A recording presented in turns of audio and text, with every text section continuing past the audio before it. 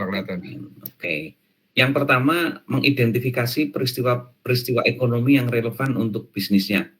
Jadi, ya sebelum kita bicara akuntansi dengan siklusnya yang berurutan, yang mungkin baru dengar tapi Anda belum mempraktekkan, nanti kita akan belajar bersama.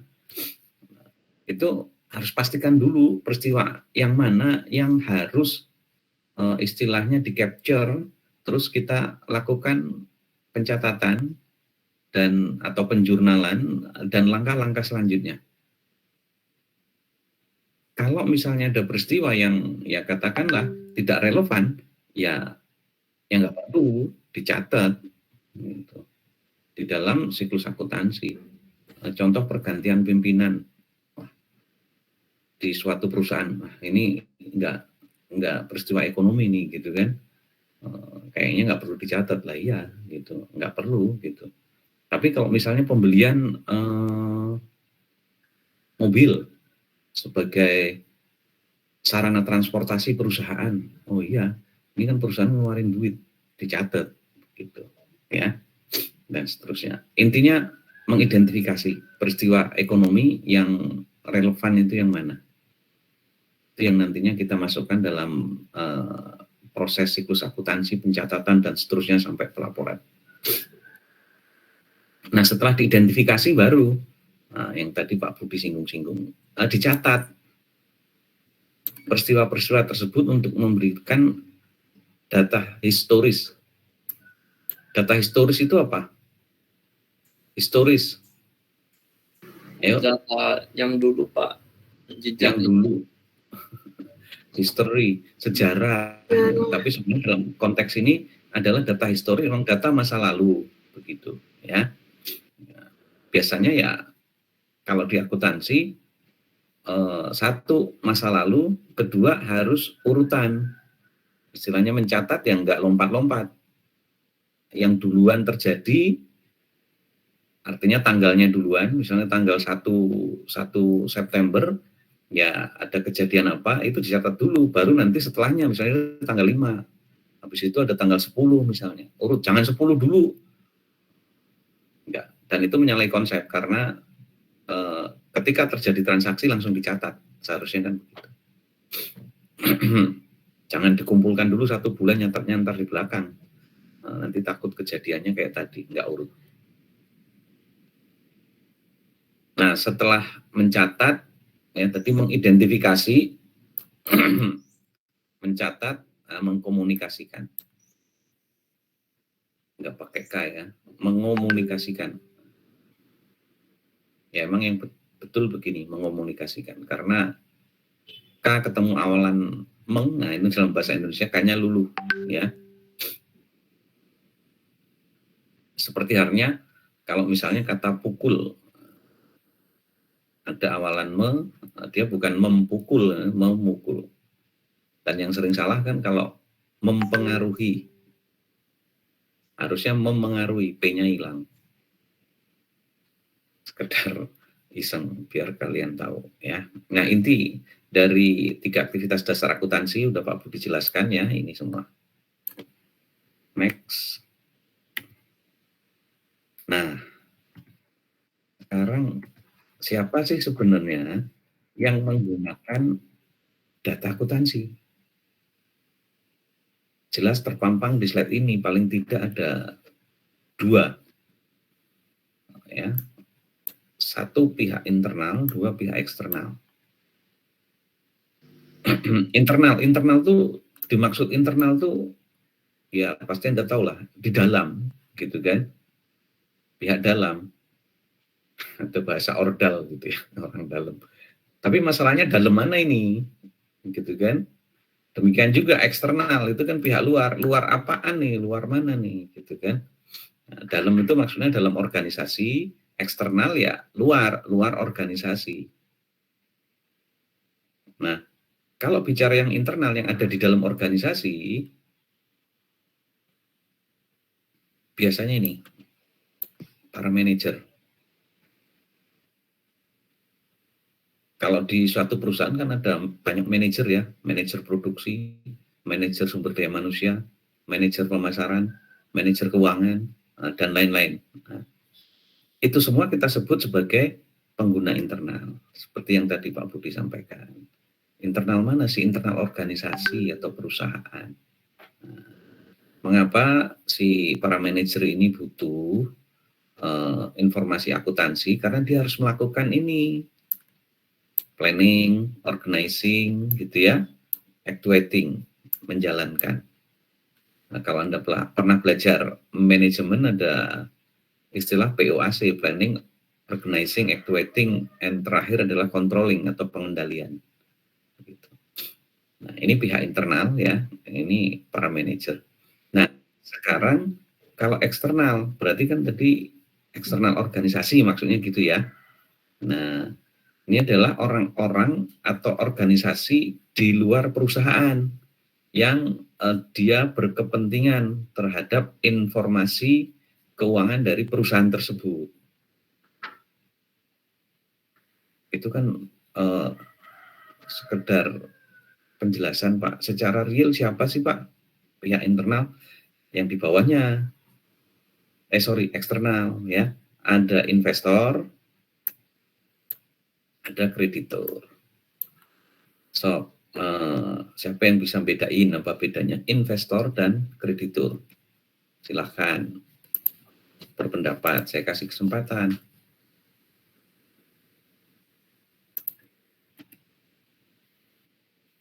Jangan diem baik.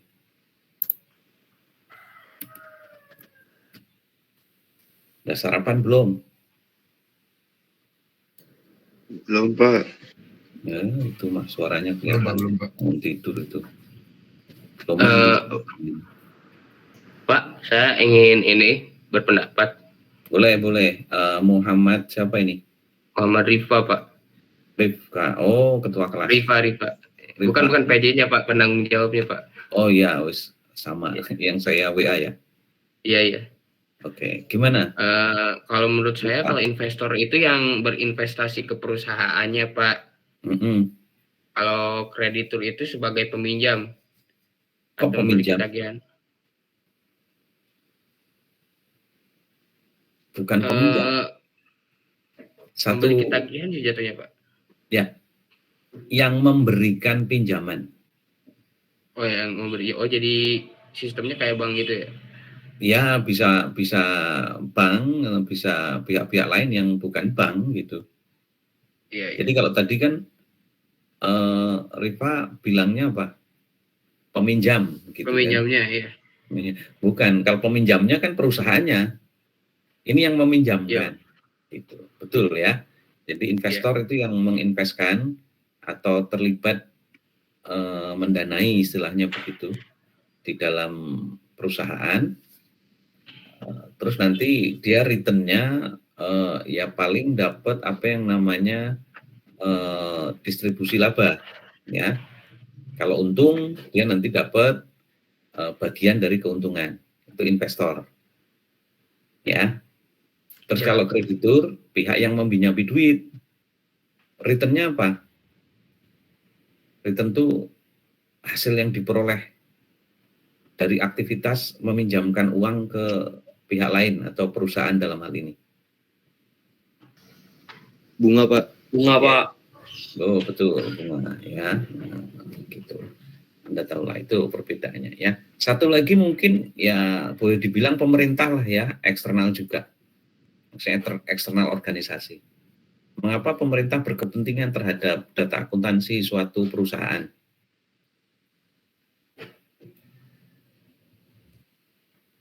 Ayo. Pajak gitu ya Pak biasanya. Pinter. Jadi ya urusannya nggak jauh dari macekin kan. Jadi ada pajak yang memang dipungut oleh pemerintah terkait dengan organisasi ataupun personal yang menjalankan bisnis di wilayah Negara Kesatuan Republik Indonesia. Nah, kalau terakhir Anda ikuti ya berita-berita di media itu baik cetak maupun online, Menteri Keuangan kita Sri Mulyani kan terus memburu pajak dari media-media digital ya, Netflix, terus Google, terus mana. Dia kan beroperasi di Indonesia juga. Kalau dia nggak bayar pajak, enak bener gitu kan. Nah, beroperasi dan mendapatkan duit juga dari orang-orang Indonesia, bener kan? Ini dikejar pajaknya itu sama Bu Sri Mulyani. Netflix sudah. Google kayaknya kemarin sudah. Ada beberapa yang sudah berhasil ya untuk ya dipaksa bayar pajak ke pemerintah Indonesia gitu. Ya kamu bisa ikuti itulah nanti browsing aja cerita-cerita atau berita-berita yang Pak Budi sampaikan ini.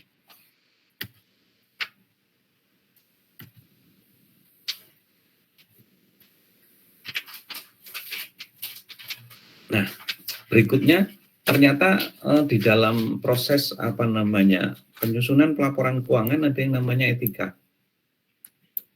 Dan biasanya kalau etika itu terikat atau mengikat pada satu profesi, ya profesi.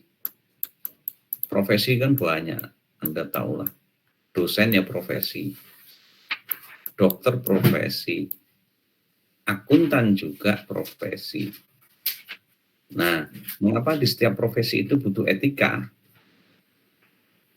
Karena ini, etika itu adalah ini, standar perilaku yang dengannya, maksudnya dengan etika tersebut, tindakan seorang profesional itu dinilai benar atau salah, jujur atau bohong, adil atau tidak adil.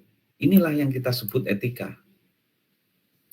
Mengapa etika diperlukan? Karena untuk menjaga atau menjamin mutu dari pekerjaan si profesional tersebut. Katakanlah dokter gigi, dokter umum, dokter, nah itu kan ada etikanya. Kalau misalnya sakitnya panas, ya yang boleh dibuka, ya kok dibuka ya, apa sih nyebutnya ya, diperiksa maksudnya kan bagian tertentu. Enggak sembarangan gitu kan, main buka sana buka sini terhadap pasien kan gitu, ya toh. Nah, kalau contoh di dalam akuntansi secara real, ini mungkin sekedar Anda tahu saja ya, karena betul-betul teknis akuntansi. Nanti ada yang namanya income smoothing. Jadi ternyata laba itu bisa di-manage, manajemen laba namanya. Itu yang disebut income smoothing kalau di bahasa Inggris kan, atau istilah akuntansi gitu ya. Nah, perusahaan itu dengan metode-metode tertentu itu bisa kok menampilkan labanya jadi lebih gede atau ya kecil aja gitu kan, atau biar dari tahun ke tahun labanya kelihatannya smooth, nggak terlalu naik turun. Nah, misal begitu. Ada teknik-teknik tertentu yang bisa dipakai dan itu tidak menyalahi ketentuan. Kok bisa, Pak? Udah karena ada metode-metode yang banyak yang boleh dipilih, mau pakai yang mana. Kalau metode A nanti laba terlihat agak lebih tinggi misalnya. Kalau pakai B, oh moderat. Pakai C metodenya, oh ini kelihatan kecil misalnya. Itu ada. Karena akuntansi itu tidak kaku. Artinya harus pakai metode ini gitu, enggak. Berbagai macam pilihan bisa dipilih. Kalau Anda ikuti yang pemberitaan sekarang, Garuda. Anda tahu Garuda?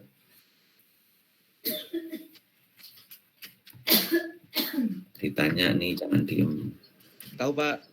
Apa terjadi Pak? Kacang Garuda, bukan. Garuda penerbangan itu. Itu kalau Anda browsing sekarang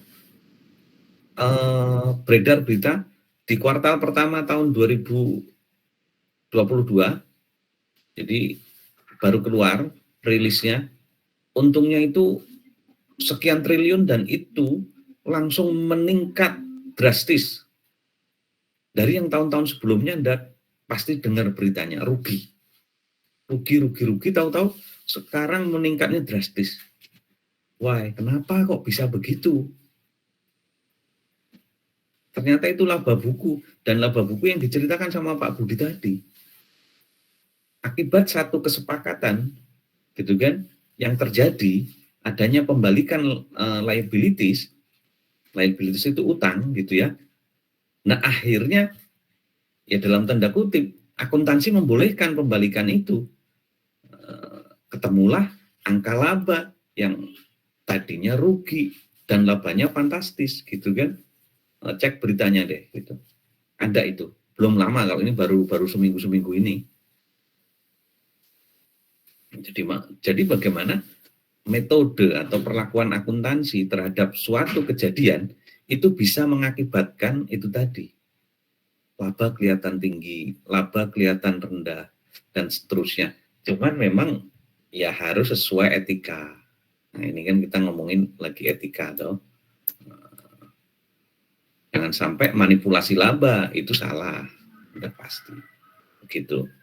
Terus pelaporan keuangan yang efektif bergantung kepada perilaku yang beretika. Ya, laporan keuangan itu bisa dikatakan efektif kalau perilaku dari akuntannya itu ya etis lah, ya. Tidak menyalahi standar misalnya, ya.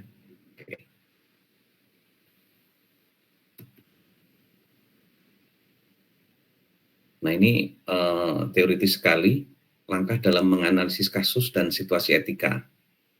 Mengenali situasi etika dan permasalahan etika yang ada. Tadi Pak Budi sedikit sudah menjelaskan panjang lebar terkait bagaimana pengakuan laba. Ternyata ada metode-metode yang mengakibatkan labanya kelihatan tinggi atau sedang atau rendah. Ya, itu boleh asal tidak melanggar standar atau aturan-aturan di dalam akuntansi.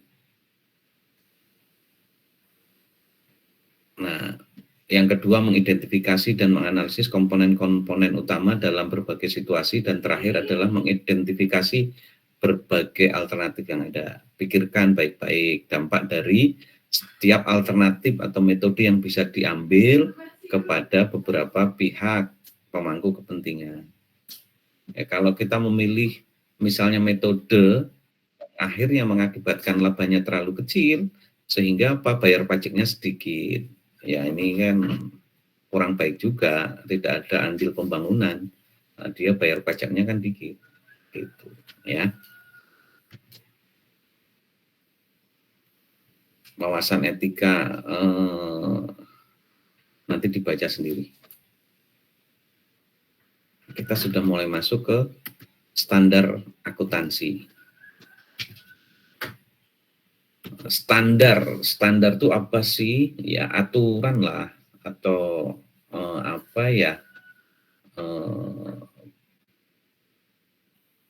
guidance ya, petunjuk atau apalah namanya, kira-kira begitu. Ya.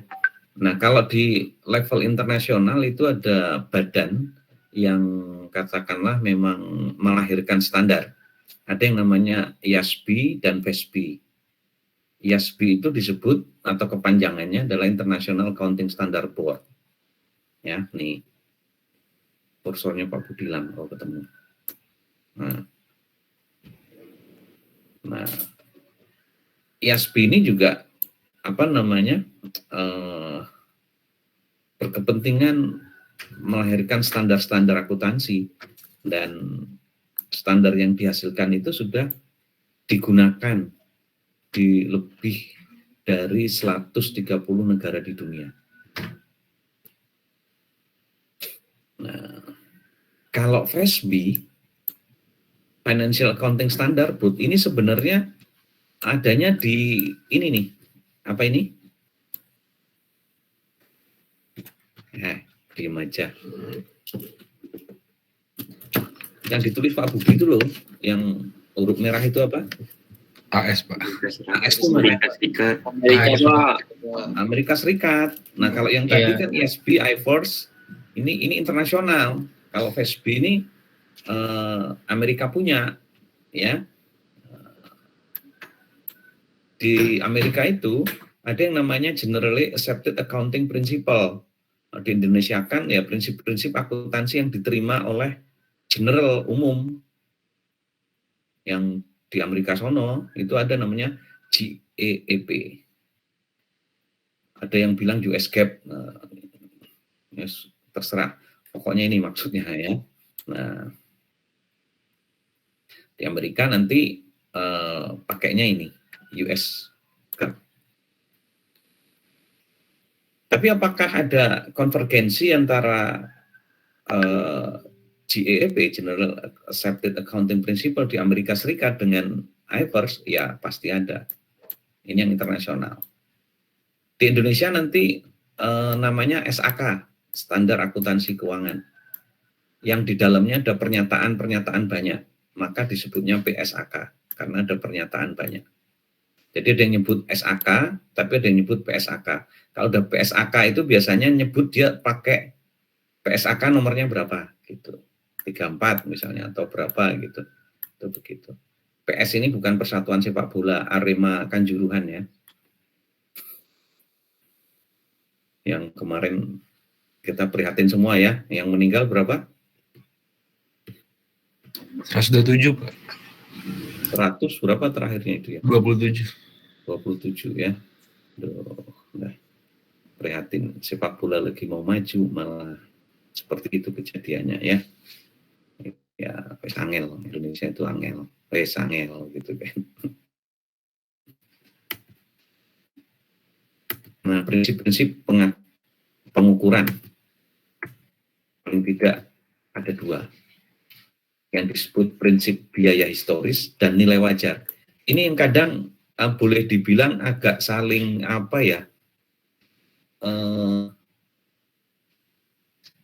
boleh saya katakan bertentangan lah gitu ya. Tapi ya gimana lagi, memang 2 prinsip ini di akuntansi ya dikenal gitu ya. Kalau prinsip biaya historis atau disebut sebagai historical cost prinsip, itu menentukan bahwa perusahaan-perusahaan mencatat aset mereka sebesar harga belinya. Gini, biar gampang. Kalau perusahaan itu beli tanah 10 tahun yang lalu, harganya per meter 1 juta, belinya 100 meter. Berarti 100 juta ya? Iya, Pak. Nah, itu nanti di laporan keuangan, tanah itu dicantumkan nilai rupiahnya 100 juta. Dan itu akan muncul terus tiap tahun, sepanjang tanah itu masih dimiliki, belum dijual. Dan tanah itu kan tidak terdepresiasi, nilainya turun gitu kan, enggak. Kalau kendaraan ya, karena dipakai terus nilainya turun. Ada istilah depresiasi. Nah kalau tanah kan enggak. Kalau diikutin prinsip biaya historis ini, sampai 10 tahun kemudian pun kepemilikan tanah itu di laporan keuangan tetap akan nilainya 100 juta. Enggak berubah naik apa turun. Itu prinsip historical cost, ya, seperti itu.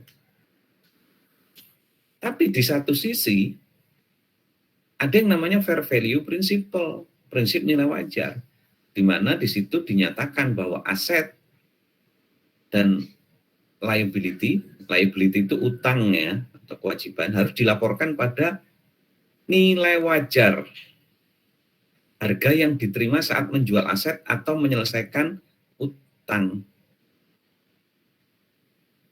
Ini bertentangannya di mana? Pak Budi tadi bilang kan, bertentangannya di mana? Satu sisi mencatatnya itu, ini contoh aset lah ya, mencatatnya harus sesuai tadi prinsip historis. Beli 1 juta per meter, ada 100 meter ya 100 juta. Itu dicatat ya 100 juta. Ini catat mau 10 tahun, mau 20 tahun, mau belinya memang segitu, harganya dicatat terus. Tapi di satu sisi, ini katakanlah aset ya, dilaporkan pada nilai wajar, yaitu harga yang diterima saat menjual aset. Lah kan bisa saja kalau 10 tahun dijual, harganya sudah lebih tinggi dari 100 juta. Ya Pak ya? Iya, Pak. Nah, 2 kali lipat Pak. Iya, Pak. Gitu kan? Nah itu, jadi prinsip ini kayaknya seolah-olah jadi ya bertentangan dengan yang nilai wajar gitu. Tapi nanti di dalam akuntansi diperbolehkan melakukan revaluasi, penilaian kembali. Setelah 100 juta dilaporkan terus-menerus tiap tahun, tapi dirasa harga tanah itu sudah nilai wajarnya naik sekian kali lipat, ya sok dilakukan revaluasi. Ya, seperti itu. Ini 2 prinsip di dalam akuntansi. Ini nggak usah case-case. Nah, berikut ada asumsi lagi. Penting untuk saudara ketahui sebelum sekali lagi kita praktek siklus akuntansi, Anda harus ngerti asumsi-asumsi yang ada di dalam akuntansi. 1, unit moneter. Jadi prinsip dari asumsi ini adalah bahwa transaksi-transaksi yang terjadi dan dicatat itu ya harus dapat dinyatakan dalam nilai uang. Kayak Pak Budi tadi contoh di awal, pergantian direktur perlu dicatat enggak di dalam akuntansi? Perlu enggak? Ya, Enggak, Pak. Tidak, Bapak. tidak. usah. nah kalau dikaitkan dengan konsep, asumsi unit moneter, gimana itu? Yang barusan ini, kamu benar jawabnya enggak gitu. Betul. Maksud saya kaitkan dengan asumsi ini. Apa tuh? Mikir. Keuntungan perusahaan gitu ya, Pak? Bukan. Emang bisa pergantian Ada itu Pak. direktur itu dinilai dengan uang, sekian rupiah gitu. Tidak Pak. Tidak. Unit moneter kan nggak bisa. Kalau Anda jual tanah kan bisa. Berapa rupiah? Kan gitu. Iya. Ngutang berapa rupiah? Gitu kan. Beli mobil, terus Anda jual, karena ini kan perusahaannya misalnya perusahaan dagang, jual beli gitu kan. Ya, jual dagangan, bisa dinyatakan dalam nilai rupiah, ya toh? Iya Pak. Intinya itu gampangnya, unit moneter itu asumsi unit moneter, ya. Nah, kalau asumsi entitas ekonomi itu bahwa perusahaan itu dianggap dia berdiri secara independen, terpisah dari pemiliknya. Ini paling gampang begini menjelaskannya, jangan sampai pencatatan akuntansi itu dicampur adukan antara kegiatan ekonomi dari organisasi atau perusahaan dengan aktivitas pribadi pemiliknya. Pokoknya dipisah. Gitu. Ini yang contoh gampangnya yang kadang tidak terpisah gitu ya. Ngecampur nggak karu-karuan. Kalau ada misalnya ya keluarga kalian, mungkin bapak ibu atau kakak atau siapa punya usaha rumahan, home industry, bikin kue, isi coklat, isi pisang, isi macam-macam itu. Nah itu kan biasanya juga pakai listrik ketika ngeblender adonannya atau apalah begitu. Nah sementara listriknya itu juga dipakai untuk nonton TV, main PS, lihat Netflix, TikTok, dan seterusnya, gitu kan. Nanti sebulan bayar listrik 1 juta misalnya. Ini kan biayanya ini, listriknya ini kan sebenarnya dipakai untuk usaha juga kan. Nah itu kan jadi campur aduk, begitu. Nah, yang benar itu ya harus ada pemisahan. Memang kalau mau dipraktekkan ya susah. Home industry tetap jalan, nanti treatmentnya atau perlakuannya paling biaya listrik itu dialokasikan dari 1 juta yang untuk bisnis itu berapa gitu. Nah itu membentuk harga pokok dari, kalau contoh Pak Budi tadi pabrik kue gitu kan, atau bikin kue. Jangan sampai ketika menentukan harga jual, yang biasanya harga jual itu kan harga pokok ditambah keuntungan yang diinginkan. Nah, harga pokoknya aja udah tidak memasukkan biaya listrik, keliru. Kan begitu. Ngerti? Ngerti Pak. Ngerti Pak. Nah, Ngerti, Pak. cepet ya ngomongnya ya. Mohon maaf kalau ngomongnya cepet. Sekali lagi ya, kalau misalnya ada yang mau interupsi, langsung saja nggak apa-apa, ya. Baik, Pak.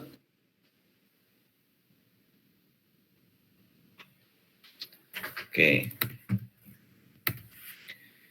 Ini bentuk kepemilikan bisnis. Ada yang namanya perusahaan perorangan, terus ada persekutuan, dan terakhir adalah perseroan terbatas atau PT. Sorry. Ini karena pakai animasi, jadi lama. Perusahaan perorangan biasanya dimiliki oleh satu orang. Biasanya ya perusahaan kecil dan bentuknya jasa. Kemarin sudah disinggung lah sama Pak Budi. Ada bentuk perusahaan itu kan ada jasa, dagang, manufaktur. Betul? Betul, Pak. Betul, Pak. Betul. Yes. Sebentar. Ini dari tadi yang jawab cowok mulu. Yang cewek pada kemana? Hadir, Pak. Itu suaranya masih cowok. Hadir, Pak. Nah tuh barusan kan enak itu ada suaranya. Siapa namanya tuh barusan? Gusti, Pak. Ayu. Bambang. Iya, Ayu, Bapak. Iya, ayo. Ini ada yang mau masuk ini. Udah jam segini telat ya. Kasih masuk aja dah. Next, ini masih perorangan. Mau nggak mau karena milik perorangan ya semua keuntungan ya menjadi milik dia pribadi. Kalau ada rugi ya ditanggung dia pribadi, ya kan? Itu perusahaan perorangan. Perkembangannya sekarang perseorangan pun bisa buat PT. Nggak percaya? Harus percaya. Ya. Lihat aja iklan-iklan di media sosial. Anda kan pasti akrab ya dengan media sosial. Entah itu IG, sekarang IG ya yang paling banyak ya. Dulu Facebook gitu kan. Itu banyak kok iklan. Ayo diriin PT perorangan, biayanya cuma segini dan seterusnya. Itu memang salah satu, setahu Pak Budi ya, akibat dari Undang-Undang Omnibus Law. Jadi usaha-usaha difasilitasi dengan kemudahan perizinan. Nah ini perorangan sudah, terus sekarang masuk ke persekutuan. Namanya persekutuan, ya bersekutu. Namanya bersekutu, nggak mungkin satu orang. Dia bisa 2 orang atau lebih. Ini biasanya, tapi tidak terbatas ya, jasa dan retail.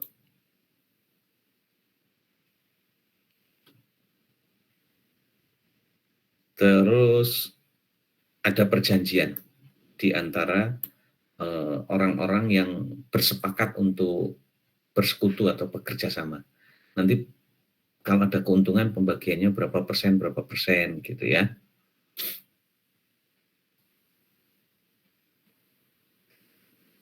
Kalau PT, nah ini sudah lebih besar lagi. Kepemilikannya itu biasanya sudah dalam bentuk saham. Terus entitas hukum yang terpisah dalam undang-undang perseroan terbatas. Jadi ada undang-undang PT-nya.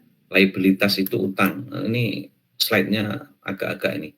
Kadang ngomongnya utang, kadang ngomongnya liabilitas. Itu sami mawon. Bahasa Jawa itu sami mawon, sama saja. Gitu, ya. Nah ini bentuk-bentuk ya, yang penting Anda ngerti bentuknya. 1, perorangan, persekutuan, 3, perseroan terbatas.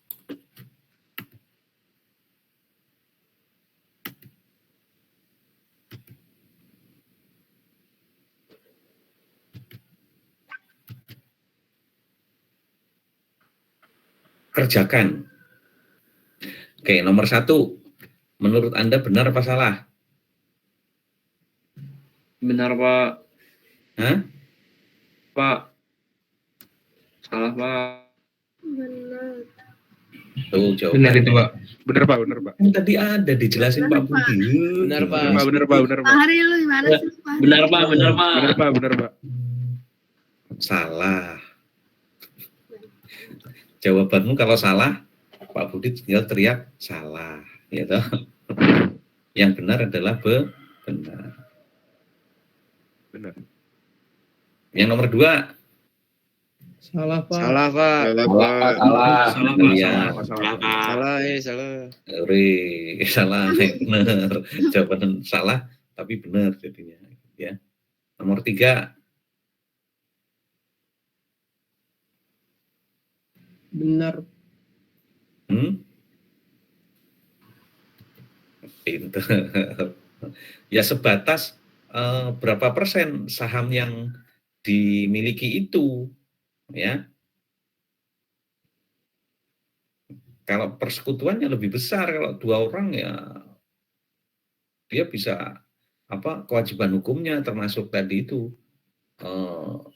terima uang dari labanya gitu bisa lebih besar. Kalau ini kan saham itu paling kalau di perusahaan ya Pak Budi misalnya kan main saham punya saham perusahaan paling 0,0 sekian persen gitu kan dari kepemilikan semua yang punya saham perusahaan itu gitu.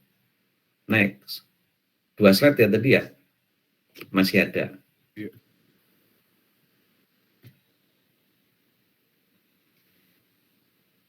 Nomor 4. Salah, Pak. Salah Pak, salah Pak. Harusnya apa? Harusnya F. Harusnya APP.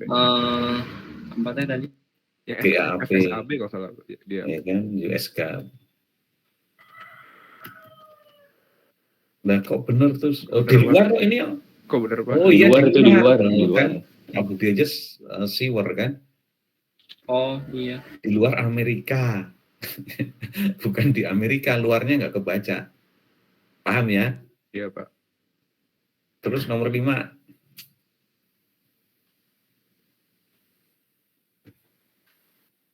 Salah, Pak.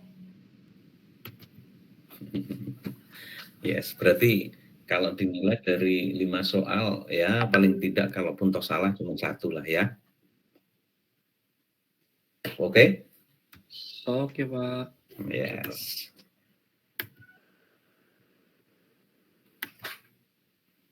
Kita kuliah sampai jam berapa?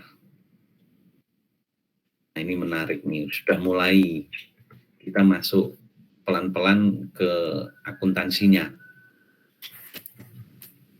Nah, setelah tadi kita belajar macam-macam lah terkait yang sifatnya teoritis.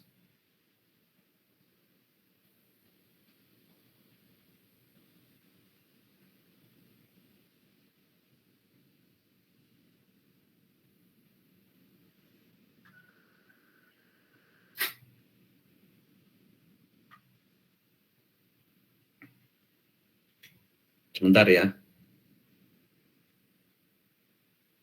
Iya Pak.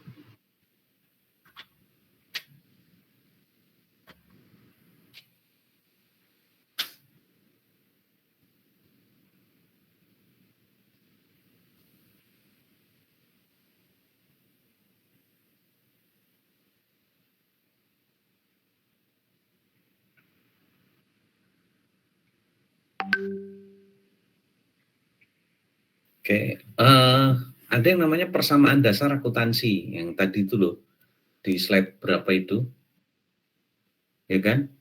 Terus Pak Budi sempat tulis kan, aset sama dengan liabilitas. Liabilitas tadi apa?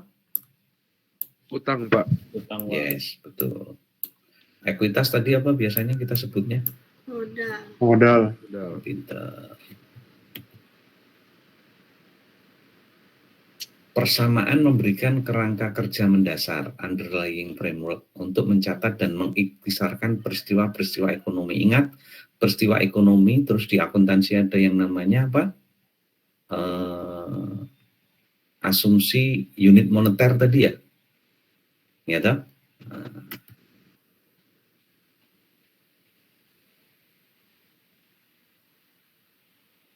persamaan akuntansi ini bisa diterapkan seluruh skala entitas ekonomi ya. Skala itu ukuran gitu, bisa yang sifatnya ya kecil atau yang besar sekalipun gitu. Terus sifat usahanya apa, jasa dagang manufaktur bisa, dan lain sebagainya ya. Pokoknya ini bisa applicable ke semuanya lah gitu ya.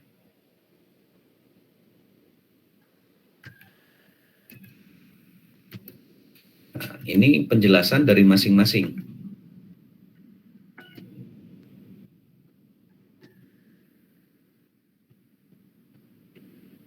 Kalau aset itu sumber daya yang dimiliki perusahaan. Bentuknya macam-macam. Yang jelas, yang pertama biasanya itu kas, persediaan, piutang. Itu disebutnya sebagai aktiva lancar atau aset lancar. Terus ada yang aset tidak lancar atau aset tetap, tanah, gedung, mobil, atau kendaraan, dan seterusnya. Itu semuanya aset. Ya. Ciri yang lain adalah kapasitas untuk menyediakan layanan atau manfaat di masa depan. Ya, kita beli tanah punya manfaat di masa depan, kita punya mobil punya manfaat masa depan, dan seterusnya. Ini contoh-contohnya di belakang. Sorry, di bagian paling bawah ini, yang tadi Pak Budi sudah jelasin sebelumnya. Terus liabilities itu, ya tadi sudah utang atau kewajiban yang ada.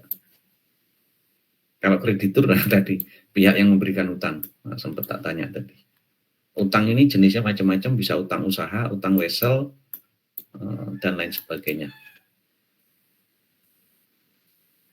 Terus ekuitas. Nah, ekuitas itu kan gampangnya modal, tetapi secara teknis akuntansi dia dianggapnya sebagai residual, ya. Jadi kalau aset tadi kan gini, aset sama dengan liabilities plus equity. Kalau berarti sama dengan apa? Aset kurang liabilitas, Pak. Ya, aset kurang liabilitas.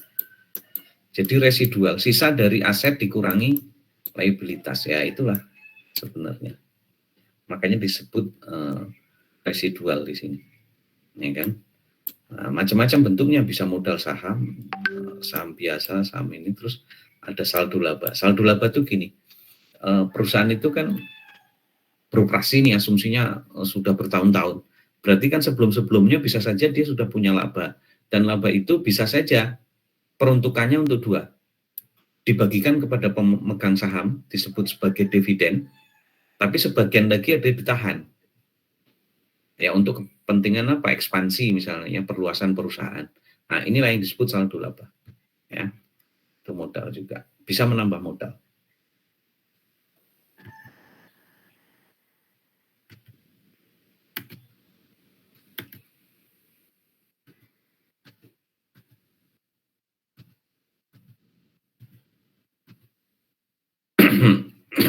Ini masih ngomongin ekuitas yang tadi Pak Budi sebutkan. Investasi oleh para pemegang saham. Jadi kalau misalnya para pemegang saham itu ya istilahnya masuk duit, mau nggak mau itu nambah modalnya, ya kan? Ini peningkatan. Terus tadi kalau perusahaan dapat untung karena dia ngejual, ya ada pendapatan, dia nanti menambah. Terus bisa turun ekuitas ini karena apa? Nah, Pak Budi tadi bilang dividen. Laba yang dimiliki oleh perusahaan itu kan memang ya nantinya sebagian bisa dibagikan kepada para pemegang saham, toh. Nah, itu mau nggak mau mengurangi. Nah, juga ada beban atau ya kalau dulu namanya biaya. Sekarang lebih pada orang nyebutnya beban. Ya, beban apa saja? Gaji karyawan, listrik, beban macam-macam. Ya, itu mengurangi modal. Nah, ini ya, hal-hal apa saja yang bisa meningkatkan ekuitas dan hal-hal apa saja yang bisa menurunkan ekuitas.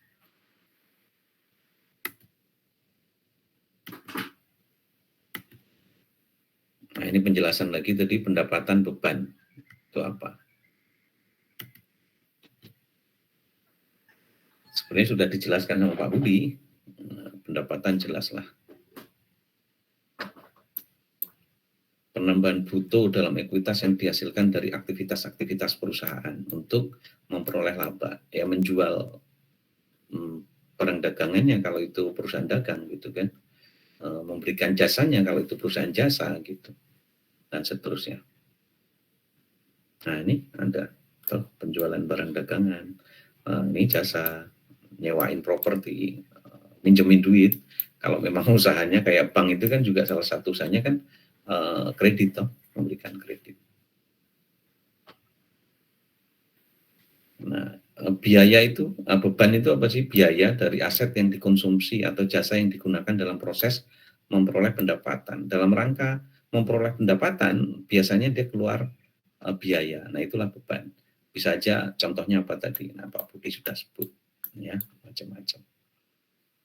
Nah, kalau distribusi kas atau aset lainnya ke para pemegang saham, tadi dividen, laba dibagi sebagian kepada para pemegang saham, itu nanti akan mengurangi saldo laba. Ya mau nggak mau mengurangi tadi itu ekuitas. Begitu toh.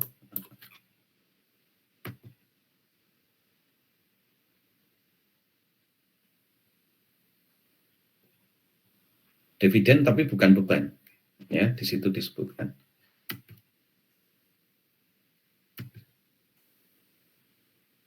Kerjakan. Apa ini lagi? Kita lihat ya. Kelompokkan komponen-komponen berikut sebagai penerbitan saham I, dividen D, pendapatan R atau beban E. Terus tunjukkan apakah setiap komponen meningkatkan atau mengurangi ekuitas. Oke. Beban sewa, pendapatan jasa, dividen. Kalau nomor 1, IDRE. Nomor 1. Nomor 1.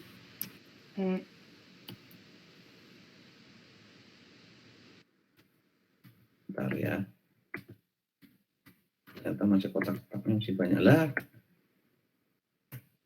Oh, ini nggak ada jawabannya. Nomor 1 E. Ya. Pengaruh ke ekuitas apa? Plus apa minus?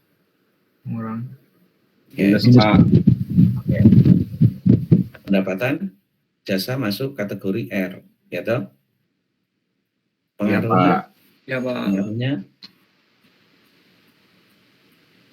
pengaruhnya pada ekuitas. Plus, Pak. Plus. Yes. Dividen, ya D kan? Iya, Iya, deh. Nah, tapi pengaruhnya Mengurang. yes. Minus Pak, minus. Oke, beban gaji dan upah E. Artinya, terus pengaruhnya Minus. Pak, minus.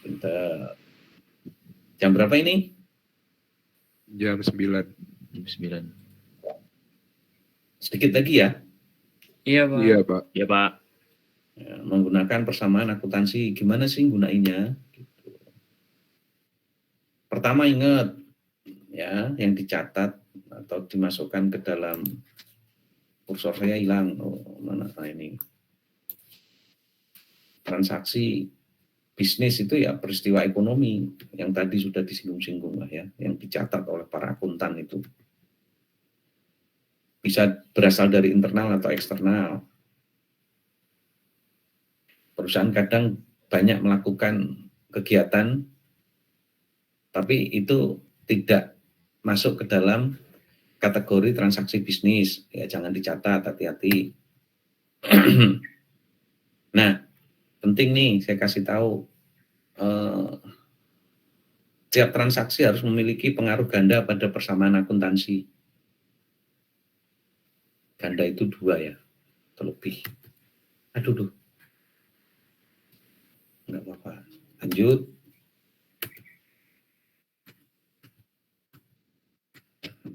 Kita tampilkan semuanya.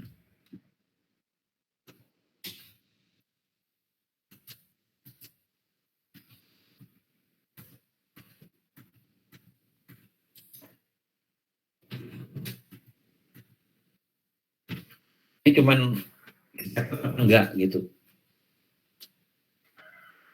Membeli komputer, apakah ada perubahan di aset, liabilitas, atau ekuitas? Berubah, Pak. Ada ya. Nah, yang berubah yang mana? Asetnya Asetnya kenapa? bertambah. Aset apa yang bertambah? Persediaan Persediaan peralatan. Komputer. yang buat ke depannya. Ya, asetnya komputer. Kalau itu bisa digunakan lebih dari 1 tahun, biasanya dikapitalisasi, terus nanti nyatetnya ya nama barangnya. Beli kendaraan ya nanti disebutnya kendaraan, gitu ya. Nah, ini komputer.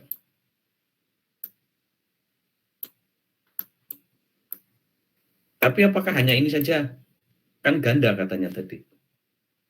Tapi di satu sisi, kalau dia belinya cash, ada yang berkurang juga. Yaitu apa? Pas, Pak. Pas, Pak. Uangnya, Ekuitas. atau kasnya. Ekuitas, Gitu. Pak. Nah, itu maksudnya. Begitu Modal. ya. Nah, jadi di sisi aset itu, kalau belinya kas, gitu loh, itu ya harus dikurangi. Tapi kalau belinya itu ngutang, berarti liabilities ini kan, Iya, bertambah liabilitasnya, Pak. nah, liabilitasnya bertambah. Gitu. Itu maksudnya tadi ganda itu tadi, ya. Jadi harus dicatat. Terus ini ada aktivitas perusahaan membahas rancangan produk dengan pelanggan potensial. Customer hiring, mendengarkan masukan-masukan dari pelanggan. Itu perlu dicatat tidak? Tidak, Pak. Karena tidak ada uang. Iya, Kecuali kalau dia nanti bayar loh ya, mendatangkan Iya, Pak. Ada. pelanggannya itu, pelanggannya dibayar satu-satu. Nah, itu lain cerita, itu dibayar. Ya, itu berarti harus dicatat. Kalau cuma nelpon-nelpon atau apalah ya mungkin enggak. Terus membayar sewa, misalnya sewa ruang kantor, catat enggak? Catat, Pak. Catat, ya, gitu.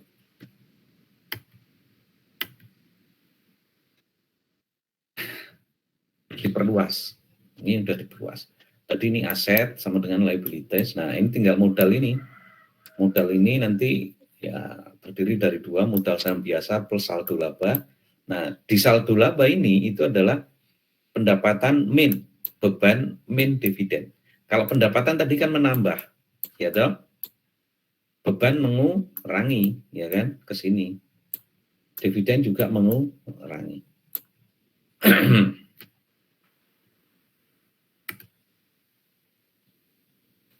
mulai praktek. Tapi ini bukan merupakan bagian dari siklus akuntansi ya. Ini dasar dulu. Sebelum belajar akuntansi dimanapun, Anda biasanya ya belajar persamaan dasar akuntansi ini. Ya, oke. Ini ada transaksi 1, ada kegiatan investasi oleh para pemegang saham. Ray dan Barbara Neal menginvestasikan uang tunai sebesar 15.000 di perusahaan dan menerima saham biasa senilai 15.000. Saham biasa menunjukkan kepemilikan Neal dalam SoftBank Incorporated. Ini bagaimana nih? Ini kan ada investasi, ya kan? Kita lihat cara mencatatnya. Jadi gini, Anda buat dulu nih ikhtisar atau tabel begini nih. Nah, biasanya ini bisa kesininya, ini yang kita harus memperkirakan ini, kasih space saja gitu ya, karena ini sudah tahu diantisipasi, dia sudah tulis dulu gitu kan. Dari transaksi-transaksi yang dia buat, nanti asetnya itu ada piutang, ada perlengkapan, ada peralatan, itu sudah disiapkan. Nah, mendingan dikasih space. Coba kalau ini ada beli tanah. Ini di sini kan harus ada nambah tanah lagi kan di aset, ya kan? Agak lebih panjang jadinya ke kanan. Beli mobil tambah lagi. Paham maksud Pak Budi? Paham, Pak. Yes. Kita yang pertama tadi ya. Menerbitkan saham. Tuh. Jadi ada dua tadi kan. Di samping invest dalam bentuk duit, berarti duitnya nambah toh, nih. Tapi juga ada modal saham yang masuk juga. Di dalam angkanya kok sama, itu harusnya dihindari ya. Ngasih contoh untuk dua transaksi yang berbeda, tapi angkanya sama, itu biasanya bikin keder. Ini 15.000 euro, ini juga 15.000 euro. Ini loh yang sebelumnya, kita lihat ya. Tuh. Menginvestasikan uang tunai, jadi ada uangnya nambah, tapi juga menerima saham biasa. Jadi dua.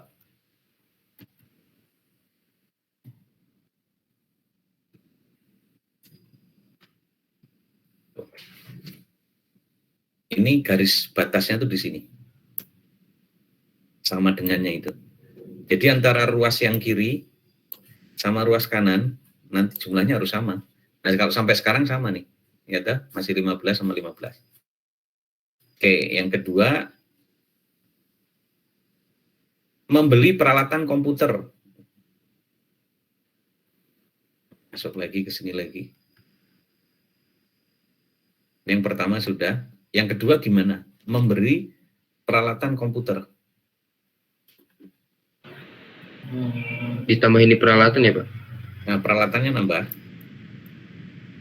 Uangnya? 7.000 euro tadi.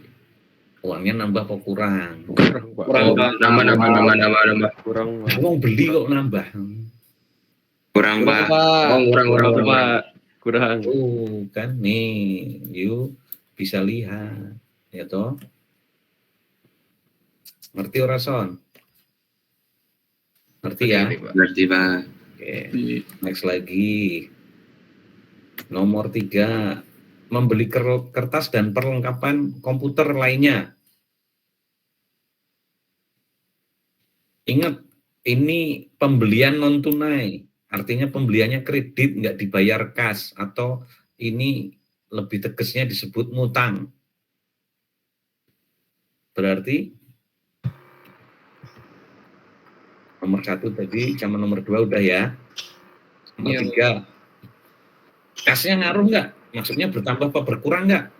Enggak, Pak. Enggak, Pak. Iya. Enggak. Terus Utang bisnis usaha. aset yang bertambah apa? Utang usaha. Aset, you know, Kertas, Pak, perlengkapan. perlengkapan. Iya, Perlengkapan juga. Iya, perlengkapan bertambah. Dia beli tapi nggak ngeluarin duit, tapi pakai utang, maka utangnya nambah. Utang usaha. Bener kan? Iya. Bener, Pak. Iya, Pak. Kita lihat bener apa enggak? Bener. Ya toh? Yo. Pak. Eh, Saya mau nanya, Pak. Itu bedanya piutang usaha sama utang usaha apa, Pak? ya piutang itu kita ngutangin. Oh, Pak Budi, saya nggak punya duit. Oh, mbok saya utang Pak Budi gitu. Terus Pak Budi ngasih utangan ke kamu. Berarti Pak Budi punya piutang ke kamu. Kamu punya utang ke Pak Budi. paham, Pak. Paham. Ya? Iya. Yo, ada lagi? Nomor 4.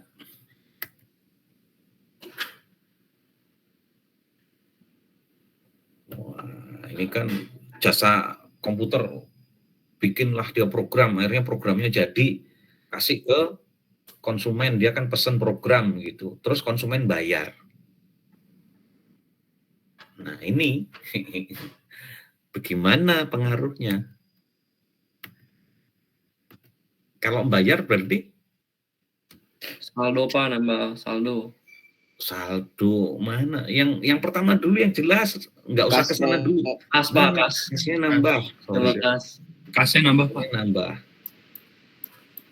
Terus ada yang namanya ini kan, apa ini? Pendapatan, Pak. Pendapatan. Apaan? Tuh kan, nambah sama nambah. Bener kan? Iya, benar, Pak. Yo, Iya, Pak. pengaruhnya ganda.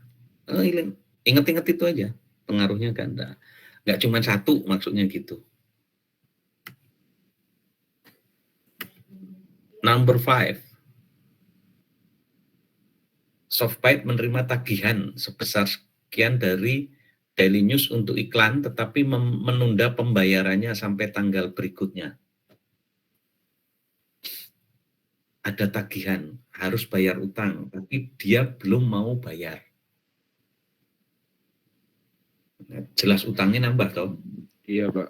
Iya kan? Ya Pak. Nah, terus apa lagi? Utang usaha nambah. Nggak utang. Utang usaha. Itu kan beban iklan berarti toh? Iya kan? Iya. Iya, Pak. Ya. Tadi kalimatnya.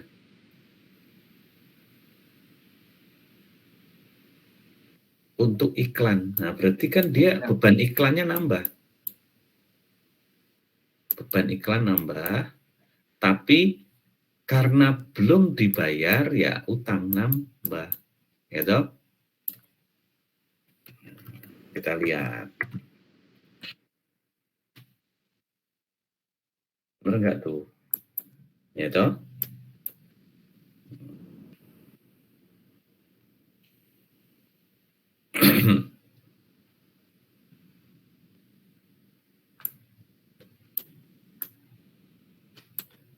Apa itu maksudnya yang dilingkarin Pak Budi? Berkurang, Pak. Itu berkurang ya? Ya kan beban iklannya muncul. Jadi bukan berkurang bebannya, Bertambah. Tambah. bertambah. Tapi posisi di awal kan dia sudah negatif. Biar jadi positif dia di sini Negatif. negatif. Nah, kalau negatif sama negatif jadi Positif. Jadi Positif. oke. Iya, Pak. Oke, Pak.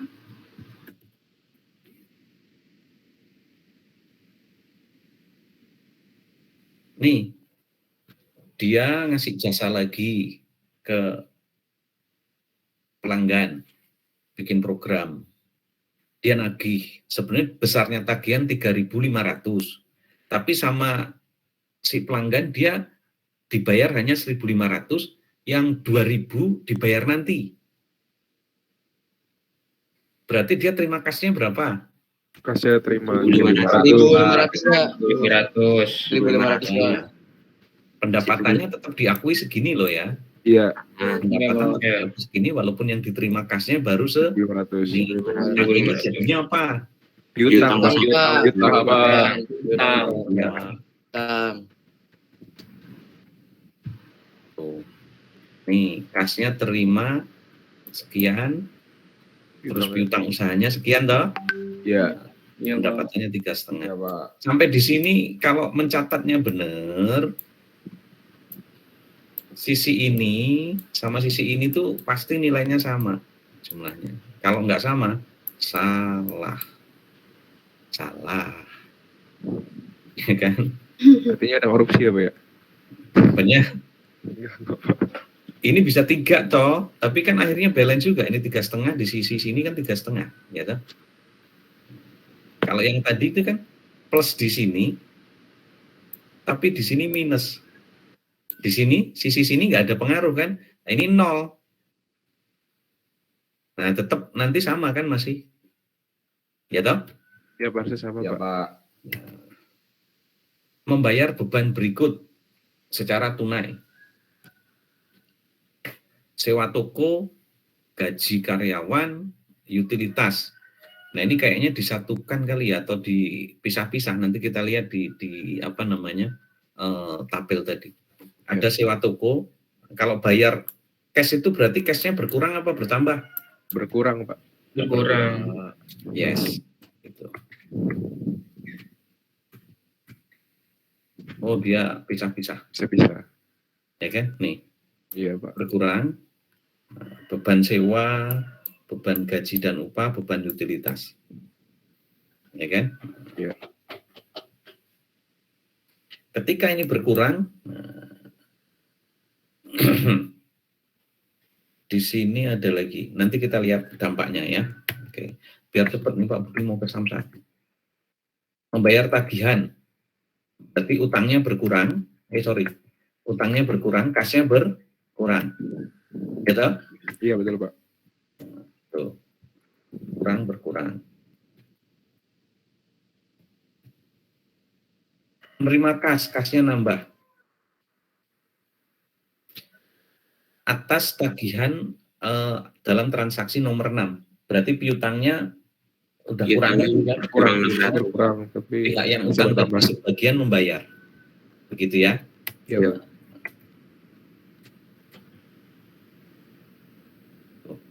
Piutangnya nanti berkurang 600 tapi sudah berubah bentuk jadi duit, udah dibayar.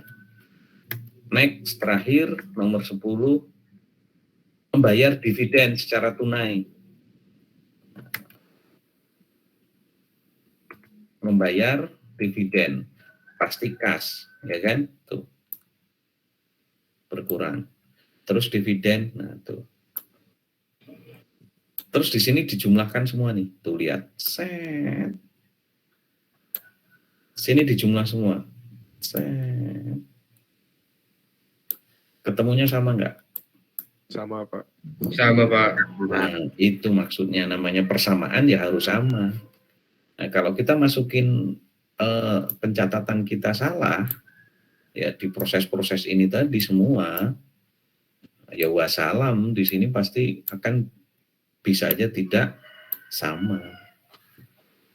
Begitu, saudara-saudara. Nah, ini nanti sampai di situ dulu. Kita banyak latihan di sini. Nanti Pak Budi akan share latihan ya lewat WA. Kamu kerjakan aja di rumah. Dikulik, bikin persamaan ini. Oke? Oke, Pak. Oke, baik, Pak. Ya, sekarang saya tutup ya perkuliahannya ya. Iya. Baik, Pak. Ya.